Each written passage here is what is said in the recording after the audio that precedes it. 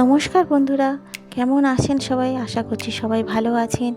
আজকের আমি যে রেসিপিটা করেছি সেটি হলো আম দিয়ে দই। এই আম দই করার জন্য প্রথমে আমি দুধটা খুব ঘন করে জাল দিয়ে দিয়েছি, ফুটিয়ে নিয়েছি।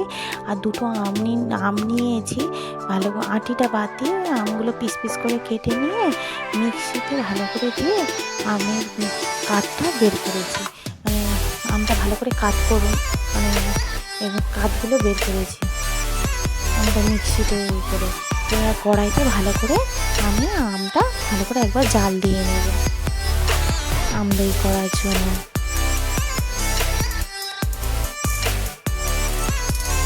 ভালো করে জাল করে নেব।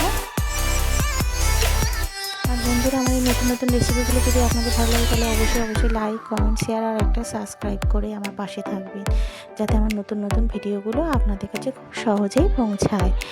আর ওই আমের কাঠটা হয়েছে, তার মধ্যে চিনি দিয়ে আমি ফের ভালো করে আরেকটু ফুটিয়ে নিয়েছিলাম। আমের কাঠটা আমার ভালোভাবে জাল করা হয়েছে, বেশ আরও ঘন করে নিয়ে এবারে একটা বাটিতে আমি তুলে নিয়েছি। এবার টক দই আলাদা করে 2 চামচ মতো টক দই, 2-3 চামচ মতো টক দই নিয়ে আমের কাঠটার সঙ্গে খুব ভালোভাবে মিশিয়ে নিতে হবে।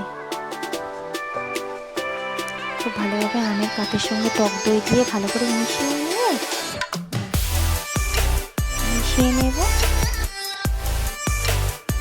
দেখুন ভালোভাবে আমের কাঠের সঙ্গে দইটা খুব ভালোভাবে মেশানো হয়ে গিয়েছে।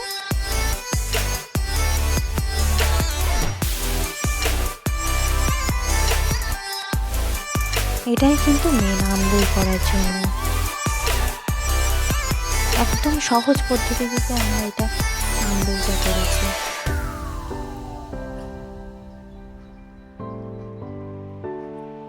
কত সুন্দর দই আর আমটা মিশে গেছে।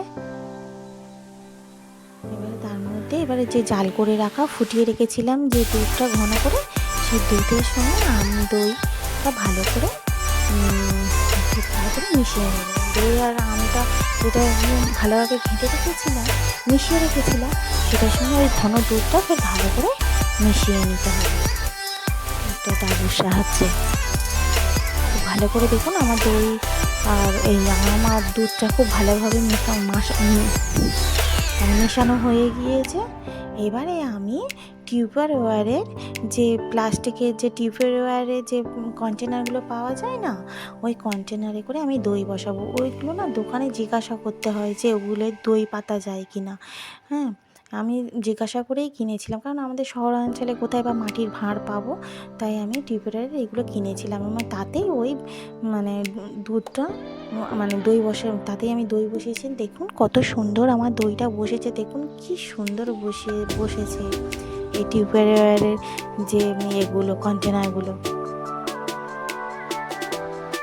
আমরা শহরে কোথায় আর মাটির ভাঁড় পাবো, সেই জন্য আমি এতে করে বসাই। আমার বাড়িতে টক দই পাতলেও আমি এতে করে এই টিউপারওয়্যারের এই কন্টেনারে করেই আমি বসাই। আর কি সুন্দর দেখুন পিস কাটা হয়ে উঠেছে আমার দইগুলো।